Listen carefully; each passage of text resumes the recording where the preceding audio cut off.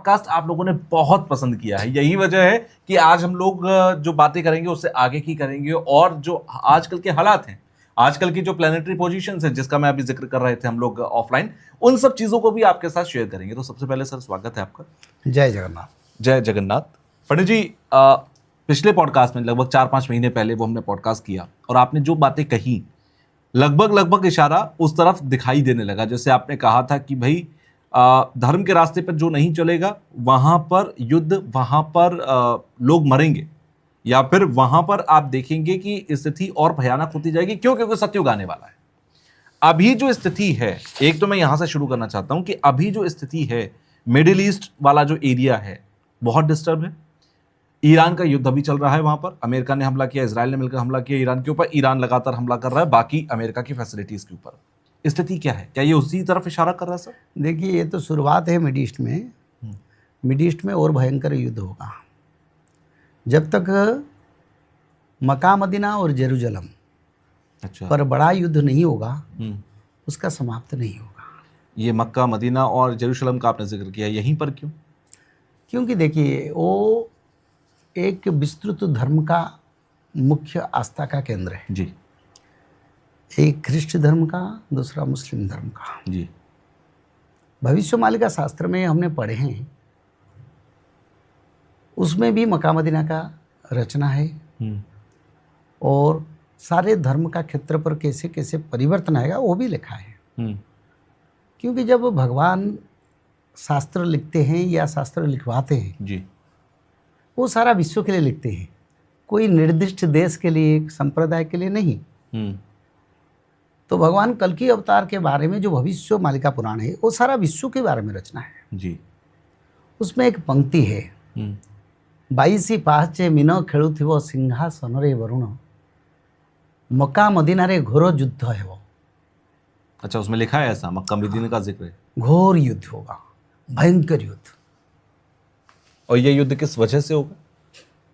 देखो, विनाश काले विपरीत बुद्धि, इसका अर्थ खराब समय जब आता है ना जी, मानुष्य का बुद्धि काम नहीं करता।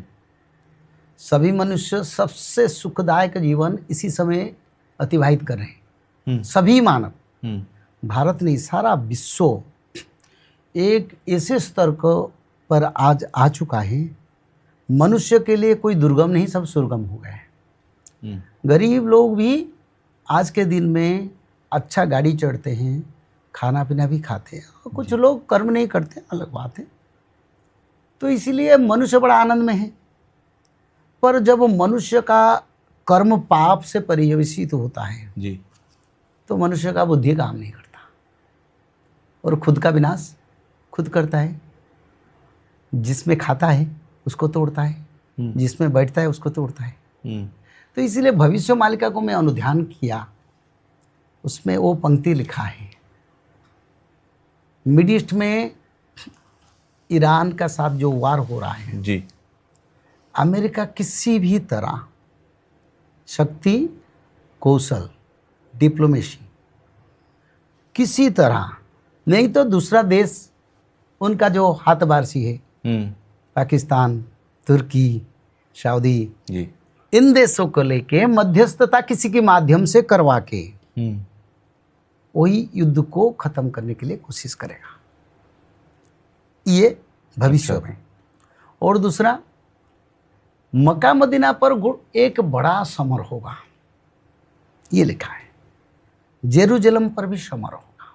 अच्छा, तो ये समर जब होगा तब जगन्नाथ क्षेत्र के और समुद्र की जल आएगा जी, 22 सीढ़ियाँ समुद्र अतिक्रम करेगा। अच्छा, जगन्नाथ मंदिर की जो सीढ़ियां हैं उसमें 22 सीढ़ियां डूब जाएंगी समुद्र के अंदर। समुद्र के अंदर कुछ समय के लिए डूबेगा, अच्छा, फिर समुद्र लौट जाएगा। तो जिस समय वार होगा उसका बात होगा। तो वो वार हुआ नहीं, वो वार बाकी है, अभी हुई नहीं है, वो होनी बाकी है। हाँ, वो होगा जी। फिर समुद्र आएगा जगन्नाथ क्षेत्र से, सारा विश्व को भविष्य मालिका का पूर्ण प्रमाण रखेगा। और ये जिस महायुद्ध की आप बात कर रहे हैं, ये कब होगा? वही महायुद्ध के समय होगा ना। कुछ डेट, कुछ साल के बारे में लिखा है कुछ ऐसा? हाँ बिल्कुल, मैंने शास्त्र में लिखा हूँ। जी। 25 से 27 के बीच में विश्व युद्ध होगा। आज तो विश्व युद्ध हो रहा है, पर पूर्ण विश्व युद्ध नहीं हुआ है। जिस वर्ल्ड वॉर 3 की हम लोग बात कर रहे हैं, पर शुरू हो गया। देखिए, अच्छा। इस समय ईरान का 7-8 कंट्री के साथ वार हो रहा है। आमिर के साथ भी 2-4 कंट्री है जी, ईरान के साथ भी 2-4 महाशक्ति भी है जी। तो ये बिल्कुल वर्ल्ड इक्वेशन को प्रभावित भी करता है। विश्व अर्थनीति टूट गया जी, शेयर मार्केट भी टूटा है जी, और सभी देश में आर्थिक परिस्थिति को झेल रहे हैं। तो बिल्कुल ये वर्ल्ड वार नहीं तो इसका प्रभाव क्यों इतना पड़ रहा है? आप तो देख रहे हैं ना, गैस में 60 रुपया बढ़ गया जी, और तेल का जो प्रोडक्शन कम होता जा रहा है। बिल्कुल, छोटे छोटे देश में तेल नहीं मिल रहा है। बिल्कुल। भारत जैसे शक्तिशाली देश में उसका समस्या नहीं आया, पर ये सारा विश्व को तो प्रभावित करता है ना। तो इसीलिए ये बाकी है।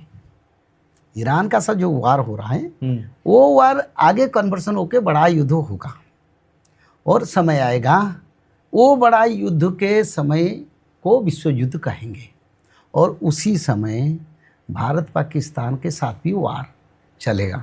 अच्छा, तो ये आगे होने वाला है। मिडिल ईस्ट में जो छोटा युद्ध चल रहा है वो बड़ा युद्ध भी होगा, ठीक है, और विश्व युद्ध भी होगा। पर बात होगा क्या न, एक तरफ से कुछ कंट्री रहेंगे जो पाकिस्तान, अमेरिका, चाइना के साथ मिलके काम करेंगे। अच्छा, भले चाइना आज रसिया के साथ है जी, पर समय आएगा रसिया उनके साथ छोड़ेगा और भारत के साथ रहेगा और चाइना जाके अमेरिका के साथ रहेगा। अच्छा, इस इक्वेशन पे मैं आपसे पूछूंगा क्योंकि एक बड़ा अपडेट आज ही इस पर आया है, लेकिन उससे पहले मैं एक चीज़ पूछना चाहता हूँ। आपने जो महाविश्व युद्ध की आप बात कर रहे हैं, जो जैसे आम भाषा में हम लोग वर्ल्ड वॉर 3 बोलते हैं, और इसका चर्चा लगभग आज से नहीं, मैं 20 साल से सुन रहा हूँ कि वर्ल्ड वॉर 3 इस साल होगा, कहा गया 2012 में होगा, फिर 2017 में होगा, ये चलता रहा। आप कह रहे हैं कि 2027 तक वर्ल्ड वॉर, जो बड़ा वर्ल्ड वॉर होना है, वो बड़े लेवल पर होगा। वर्ल्ड वॉर की तस्वीर में जो वर्ल्ड वॉर 2 हुआ था, परमाणु बम फेंका गया और उसके बाद वर्ल्ड वॉर 2 खत्म हो गया। एक ही जगह पर। क्या इस बार ऐसा होगा? क्या वर्ल्ड परमाणु बम का इस्तेमाल होगा?